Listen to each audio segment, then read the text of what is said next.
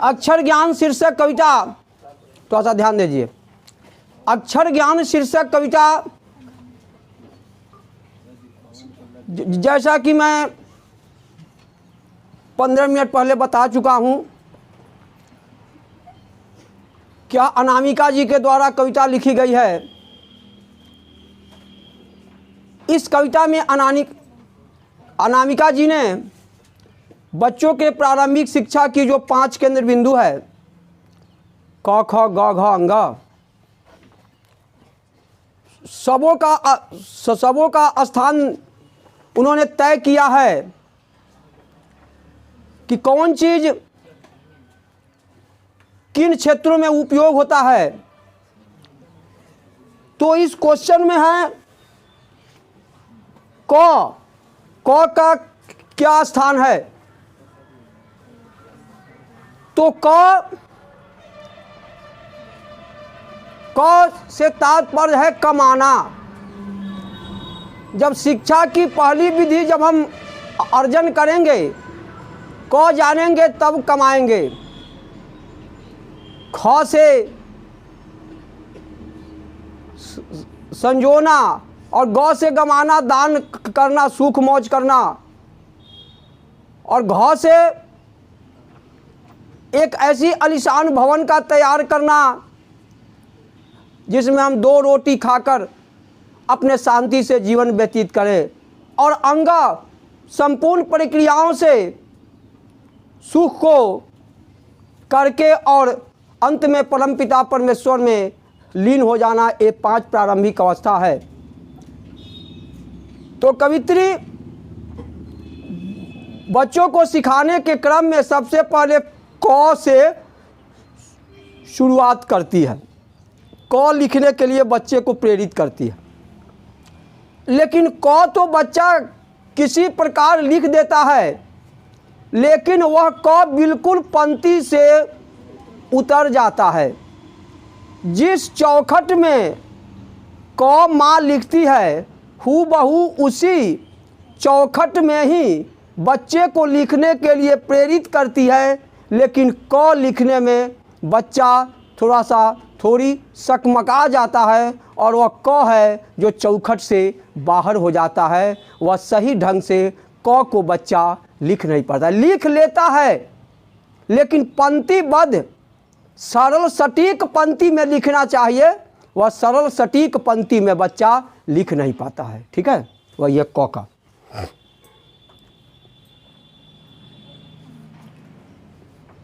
नेताओं के बारे में कवि प्रेमधन की क्या राय है। ऐसा कि करते हैं कि नी माने लाना, अत्रा विकास को, योजना को जन जन के सामने पहुंचाकर जन आकांक्षाओं की पूर्ति करना, लोकतंत्र की रक्षा करना, संविधान की रक्षा करना, अपने दायित्व का भली भांति निर्वहन करना नेताओं का काम है। लेकिन आज की परिस्थिति में नेताओं की कार्य शैली पर कवि ने विराम चिन्ह लगा दिया है। कवि के मत में जो कार्य नेताओं को मानवीयता के आधार पर करना चाहिए, वह अमानवीयता ढंग से कार्य करते हैं। क्योंकि कहा गया कि जनता धरती पर बैठी है, नभ में मंच खड़ा है, जो जितना दूर खड़ा है उतना वही बड़ा है। आज नेताओं की स्थिति जब चुनाव जीत कर जाते हैं तो धरती और आकाश के समान फासला हो जाता है। जिस प्रकार धरती का आकाश से कभी मिलन नहीं हो सकता, उसी प्रकार वैसी परिस्थिति भी आती है कि 100 में 90% जो हमारे देश के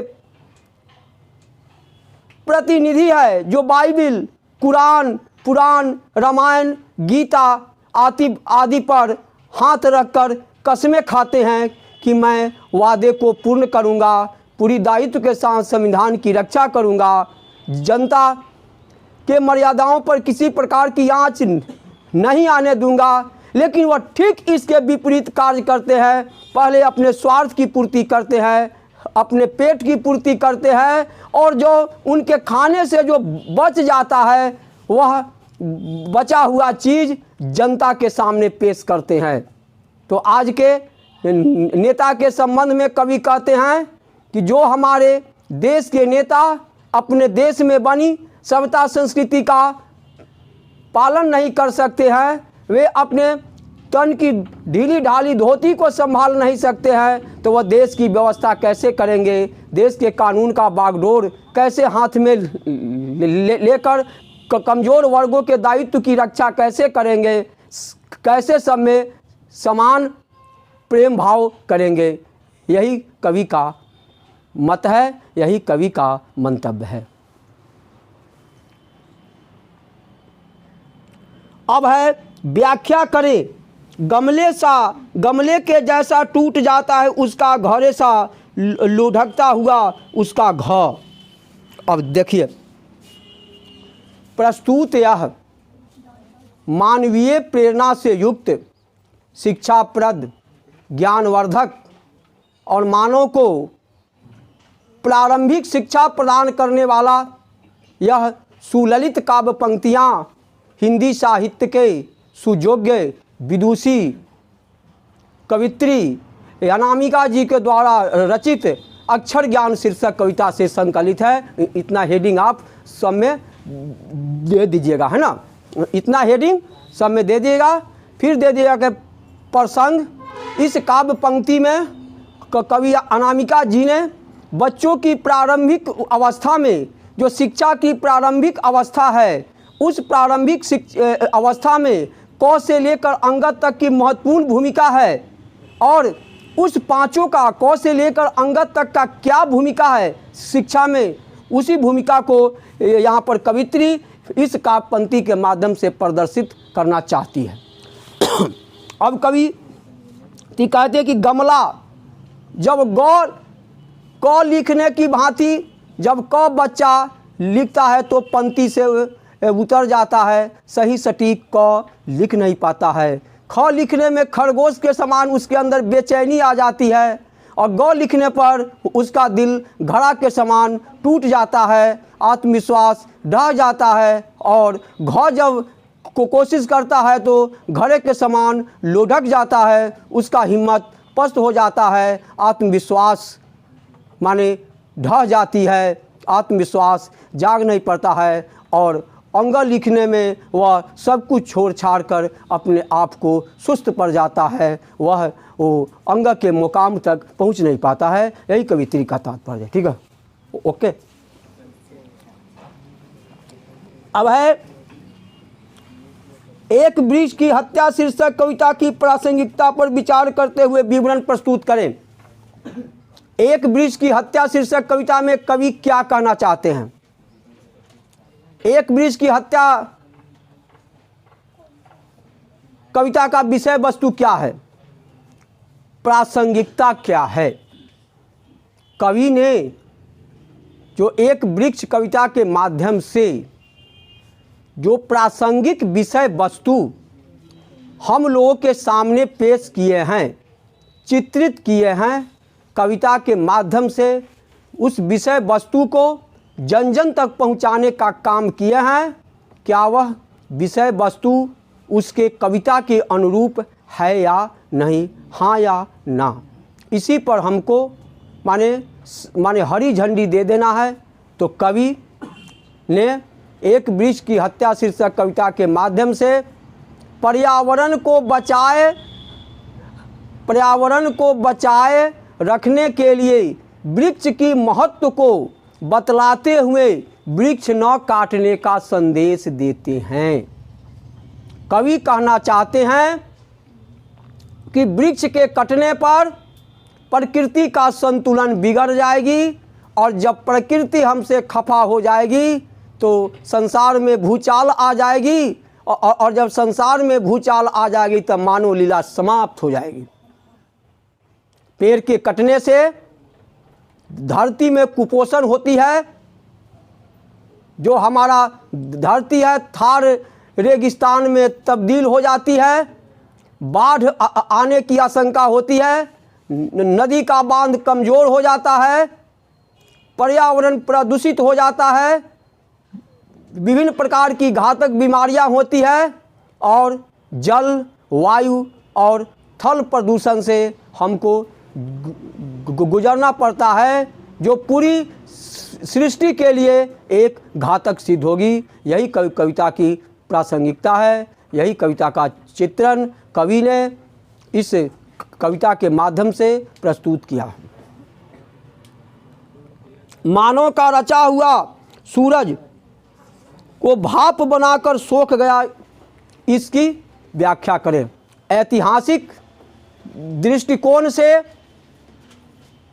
सुललित काव्य पंक्तियां क्या लिखे हैं? हीरानंद वात्स्यायन अज्ञे जी के द्वारा यह कविता मानव के महत्व को प्रदर्शित करने के लिए हिरोशिमा शीर्षक कविता से उद्धृत की है। इस कविता में थोड़ी सी स्वार्थ की पूर्ति के लिए मानव इस कदर अपने मानवीयता का विनाश कर दिया, मानवता का तार तार कर दिया, विश्व के इतिहास में एक काला धब्बा छोड़ दिया, जो मानव के लिए कलंक को छोड़कर इसके अतिरिक्त कुछ नहीं बचा।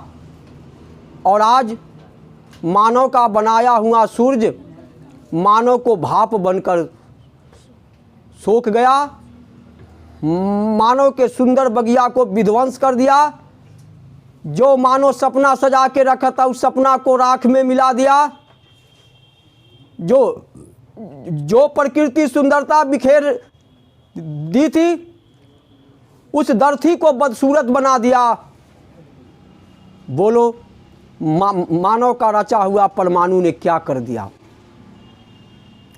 धरती की नक्शा को बदल डाला, मानव के सपना को कुचल डाला, मानव जिस अवस्था में था उसी अवस्था में भाप बनकर सोखने के लिए बाध्य कर दिया गया। और पत्थरों पर, सड़कों की गच पर, दीवालों पर, खेत खलिहानों में जो जीव जिस अवस्था में था सिर्फ वह माटी बनकर वैसे ही चित्रित होकर अंकित होकर रह गया। जो मानव सजीव बना था, अपने जीवन में कुछ सपने देखने की तमन्ना पाल रखे हुए था, वह तमन्ना निश्चित रूप से राख में तब्दील हो गया। केवल उसकी अवशेष रह गई। अब यह जो हकीकत था वह कल्पना में बदल गई कि मानव को भाप बनकर सोख लिया। जिस मानव को जीवन रक्षा के लिए कृषि क्षेत्र में, परिवहन क्षेत्र में, ज्ञान के क्षेत्र में, टेक्निकल के क्षेत्र में जो ऊर्जा की आवश्यकता चाहिए, आज वह मानव अपना ऊर्जा कहाँ लगा रहा है? एक दूसरे का विध्वंस करने में अपनी ऊर्जा का प्रयोग कर रहा है। क्या यही मानवता है? यह बिल्कुल मानवता से भिन्न है। तो यही क्वेश्चन है। अब है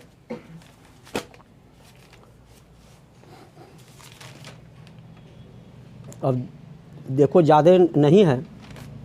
अब है भारत माता ग्राम वासिनी व्याख्या है। राष्ट्रीय प्रेम की भावना से युक्त सुललित गद्य पंक्ति, सुललित पद पंक्तियां राष्ट्रीयता के आधार स्तंभ, सच्चे देश प्रेमी, प्रकृति के पुजारी और भारतवासियों के दिल में एक स्वदेश का सच्चा रस भरने वाले प्रकृति के सुकुमार कवि सुमित्रानंदन पंत जी के द्वारा कविता लिखी गई है। यह देखता होगा जय बार हेडिंग का प्रयोग मैं करता हूँ, भिन्न होता है हमारा। और इस कविता में भारत की धरती पर लहलहाती हुई फसल है, वह फसल उर्वरा शक्ति से युक्त सुंदर प्रतीत हो रही है, लेकिन फिर भी वह गुलामी की अवस्था में फसल लहलहा रही है, जो कवि की दृष्टि में बिल्कुल ठीक नहीं है। और भारत माता ग्रामवासिनी, भारत माता गांव में निवास करती है। खेतों में फैला है श्यामल श्यामल हरे रंग के पौधे, धरती की अंगड़ाई ले रही है, लहला रही है फसलें, धूल भरा मैला सा आंचल, लेकिन गुलामी रूपी धूल से भारत माँ की आंचल मलिन हो गई है। गंगा यमुना में आंसू जल मिट्टी की प्रतिमा उदासीनी, और भारतवासियों के 30 करोड़ हिंदुस्तानियों के जीवन में जो भूखमरी या शिक्षा या सभ्यता, अर्धनग्नता, मूढ़ता, दीनता, गरीबता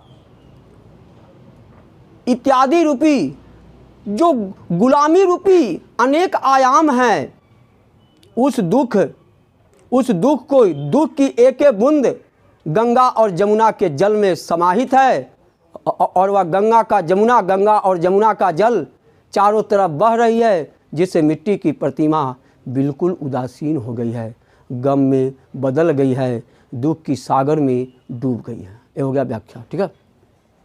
अब है 30 कोटि संतान नग्नतन अर्ध शुद्धि शोचित निरस जन मूढ़ असभ अक्षित निर्धन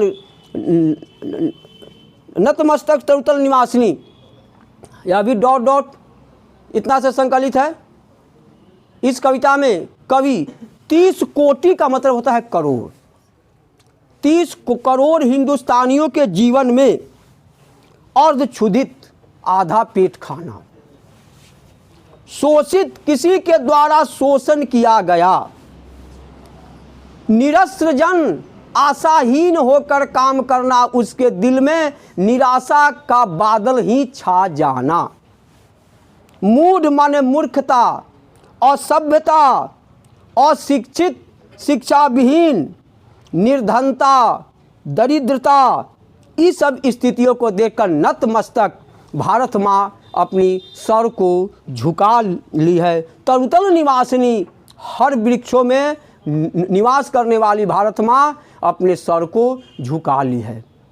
फिर वह आगे नहीं बढ़ रही है, नज़रे से नज़र मिला नहीं। भारत माँ कहती है कि नज़रे से नज़र मिलाऊं कैसे, गुलामी की चादर छा गई है, अपने पुत्रों को कुछ सिखाऊं कैसे, यह जिंदगी गुलामी के जंजीर में बंध गई है। यही है तात्पर्य। अब है नदियों को नाला हो जाने से यह क्या है, यह कौन कविता में है? एक वृक्ष की हत्या शीर्षक कविता में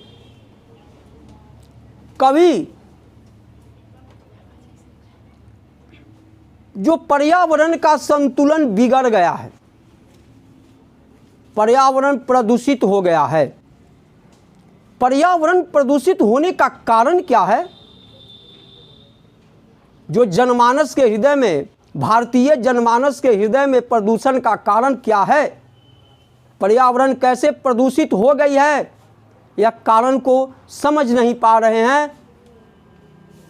उसी कारण को सहजता के साथ कुंवर नारायण ने यह समझाने का प्रयास किया है कि आज लोग नदियों का नाला हो जाने से, जो विशाल नदी है, कूड़े कचरे, जानवरों का मृत अवशेष, मल मूत्र, शहरों का कूड़ा सब नदियों में फेंका जा रहा है, जिससे धीरे धीरे नदी की चौड़ाई कम हो गई है, और आज हमारा जो देश की जो नदी है वह नालों में तब्दील होने के लिए बाध्य हो गई है।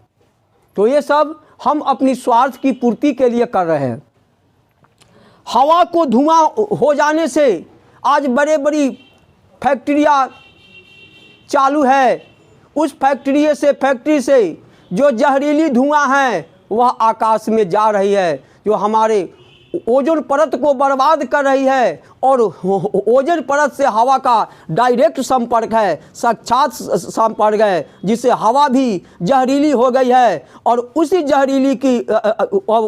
जहरीली हवा को जब हम सांस के माध्यम से ग्रहण करते हैं तो क्या होता है, हमारे फेफड़े में विभिन्न प्रकार की बीमारियां हो जाती है और अंत में हम काल के गाल में समा जाते हैं। तो हवा को भी क्या है, हम जहरीली धुआं बनाने का काम कर रहे हैं। क्यों? क्योंकि जल में मिल रहा है केमिकल चीज़, फैक्ट्री के माध्यम से जो है कि जल में बह रहा है ना, कुछ है कि जहरीली बड़का धुआं है वो सब जा रहा है। कितना हजार फैक्ट्री होगा हिंदुस्तान में, कितना लाख फैक्ट्री होगा और सबका जहरीला धुआं जा रहा है आकाश में। क्या आकाश के वातावरण को प्रभावित नहीं करेगा? बिल्कुल प्रभावित करेगा और पूरी आकाश की हवा ही जहर हो जाएगी। और उसी जहर को हम सांस के माध्यम से, हम नाक के माध्यम से ग्रहण करते हैं तो फेफड़ा से लेकर दिल तक लेकर सब पार्ट को भी प्रदूषित कर देता है। और अंत में वो ऐसा भी हो सकता है कि हमारे सांसें भी रुक जाती है, सांसें, ज़िंदगी बेकार चली जाती है। थोड़ी सी स्वार्थ में मानवीयता मिट जाती है। जो सपना सजा कर रखे है, सपना रेगिस्तान में तब्दील हो जाती है। मानव ही पर्यावरण का दूषित का दोषी है। पर्यावरण, प्रकृति कुछ नहीं बिगाड़ पाती है। हम बिगाड़ने के लिए स्वयं बाध्य करते हैं, प्रकृति से खेल करते हैं, मजाक करते हैं। तो प्रकृति जब अपना मजाक का रूप धारण कर लेती है तो पूरी मानवता के अस्तित्व को ख़त्म कर देती है। यह बात को हमें समझना चाहिए, यह जानना चाहिए। अब बचाना है जंगलों को मरुस्थल हो जाने से, बचाना है मनुष्य को जंगल हो जाने से। अब यह वैज्ञानिक का यह स्टेटमेंट है कि कितना प्रतिशत, 33% में जंगल होना चाहिए या 25%। लेकिन धीरे घटते घटते जब भूगोल पढ़ेगा, पृथ्वी गोल पढ़ेगा, तो घटते घटते 5-7% में जंगल की संख्या हो गई है। तो क्या है, इतनी जनसंख्या तेज़ी से बढ़ रही है कि सबको रोटी कपड़ा मकान चाहिए, है ना। अब बैठेंगे तो लकड़ी के सोफ़ा सेट पर, वो पलंग पर, डाइनिंग पलंग, दीवान पलंग, कुर्सी चाहिए, किचन के लिए टेबल चाहिए, सब चीज़ हवादार एकदम अंग्रेजी पल्ला चाहिए। तो सब के लिए क्या है, लकड़ी को काटना पड़ता है। और खेती जोग भूमि भी तो चाहिए। पहले एक व्यक्ति को 2 लड़का, 2 से हुआ 4 गो, 4 से हुआ 3 गो, तब 12 हुआ। इस प्रकार करके जनसंख्या तीव्र गति से बढ़े तो धरती नहीं न लमड़ता है जी। तो वही कृषि जोग भूमि बनाने के लिए क्या करता है, लोग वृक्षों की कटाई कर देता है। जिससे क्या है, जब नदी के बांध पर वृक्ष करता है तो बांध कमज़ोर हो जाती है, बाढ़ की समस्या हो जाती है, धरती रेगिस्तान हो जाता है, रेत में तब्दील हो जाता है। और जो कार्बन डाइऑक्साइड को वृक्ष जो ग्रहण करके ऑक्सीजन प्रदान करता है, वह हवा शुद्ध मिलता नहीं है हमें। तो क्या है, विभिन्न प्रकार की घातक बीमारी। तो आज हम क्या है, जंगल को पूरी स्थल मरुस्थल है। बचना है मनुष्य को जंगली हो जाने से। आज जो मानो थोड़ी सी स्वार्थ के लिए पशुता प्रवृत्ति को धारण कर लिया है, जंगली प्रवृत्ति को धारण कर लिया है, उस जंगली प्रवृत्ति से भी मनुष्य को हमें बचाना है। एक दिन सहसा सूरज निकला, अरे क्षितिज पर नहीं नगर के चौक पर धूप बरसी, अंतरिक्ष से नहीं पटी मिट्टी से, या व्याख्या करें। तो देखिए, यह अभी प्रस्तुति और डॉट व्याख्या बोलिए दिए हैं। इसमें कवि यज्ञ जी ने मानव का अपनी स्वार्थ की पूर्ति के लिए, अपनी शान शौकत दिखलाने के लिए, दूसरों पर अपनी मजबूत स्थिति लाने के लिए मानवता का तार तार कर देता है। और जो हिरोशिमा पर अमेरिका द्वारा जो परमाणु बम गिराया गया, कैसा था?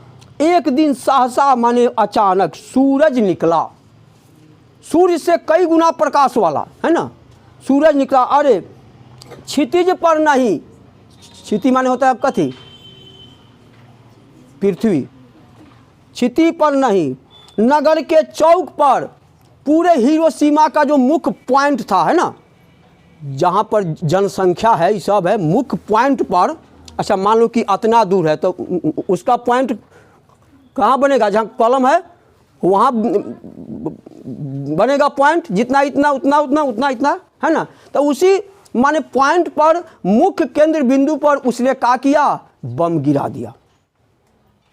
चित्र बनाई नगर के चौक पर।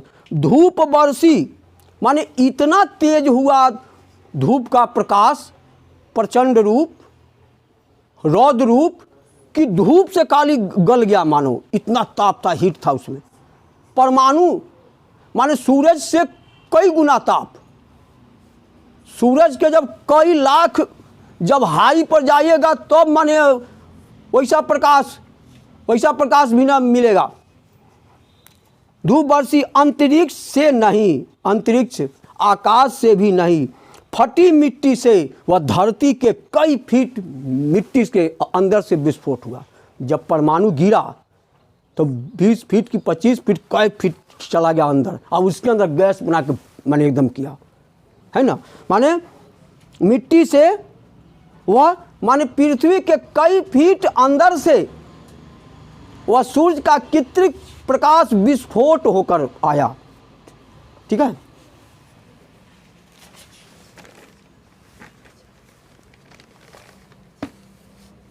अब देखिए, वो सब तो है। अब है या लकुटी अरु कामर या पर राहुति ऊपर की इधर 8, इसमें यह कविता रसखान के द्वारा अंकित है।